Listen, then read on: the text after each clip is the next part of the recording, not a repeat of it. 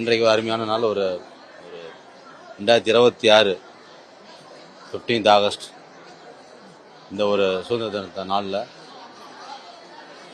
நம்ம இந்தியாவில் 1947 சுதந்திரம் அடைஞ்சது. எல்லாத்துக்கும் தெரியும். இண்டிபெண்டன்ஸ் டேயில் நம்ம எல்லா நாட்களும் ஒவ்வொரு வருடங்களும் சிறப்பாக கொண்டாடுறோம். ஆங்கிலேய காலத்திலேருந்து அடிமை முறைகளெல்லாம் மாற்றி நிறையா தியாகிகள்லாம் நமக்காக வேறு சிந்தி உழைத்து அறப்போர் சத்தியாகிரக முறையில் அகிம்சை முறையில் நம்ம காந்திஜி அவர்கள் வாங்கி பெற்று தந்த சுதந்திரத்தை பல ஆண்டு காலமாக அனுபவிச்சு வரோம். இந்த நாளில் இந்த ஆகஸ்ட் 15 2026 நம்ம முதலமைச்சர் அவர்கள் நம்ம கோட்டை கொத்தளத்தில் தமிழ்நாடு தலைமைச் செயலகத்தின் கோட்டை கொத்தளத்தில் முதல் முறையாக நம்ம மூவர்ண கொடி ஏற்றி வச்சுருக்காரு. பெருமை மிகவும் ஒரு சிறப்பான ஒரு அமைதியான புரட்சியாக அமைதி புரட்சிங்கிறத எல்லாருமே எதிர்பார்க்குற மாதிரி மார்வலஸான ஒரு ஃபென்டாஸ்டிக்கான ஒரு டேவாக இருந்தது. நாங்கள் போயிருந்த இன்னைக்கு நானும் என்னை சார்ந்த கழக உறுப்பினர்களும் எங்களை சார்ந்த எம்எல்ஏக்களும் அமைச்சர்லாம் உட்காந்து அந்த நிகழ்ச்சியை கண்டுகளிக்கும் போது நிகழ்ச்சியை கலந்துக்கும் போது ஒரு பெருமையாகவும் ஒரு ப்ரௌட் மூமெண்ட்டாக இருந்தது.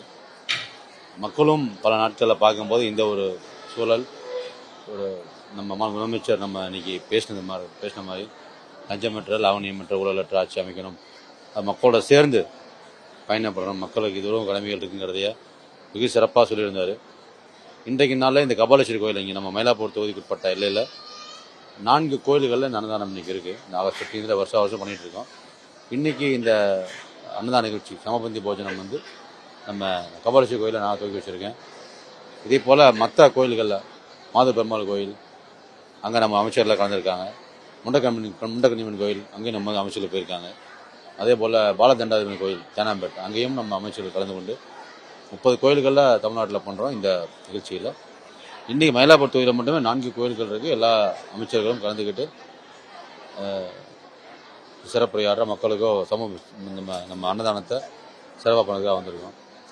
இந்த நிகழ்வு ஒரு சிறப்பாகவும் ஹாப்பியாகவும் எல்லா அமைச்சர்களுக்கும் எல்லா மக்களுக்கும் ஒரு திருப்திகரமான நாளாக இருக்குது. எப்படி வயிறுக்குள்ளே உணவு சாப்பிட்டா வயிறுக்குள்ள எப்படி ஒரு ஜீரணத்தை கொடுக்குமோ ஒரு திருப்தி கொடுக்குமோ அதே போல் இந்த 2026 ஆகஸ்ட் 15 நாட்களும் இந்த 2026 சட்டமன்ற தேர்தலும் மக்களுக்கும் மனதிலேயும் மகிழ்ச்சியும் உள்ளத்திலேயும் மகிழ்ச்சியும் கொடுத்துருக்குன்னு நினைக்கிறேன்.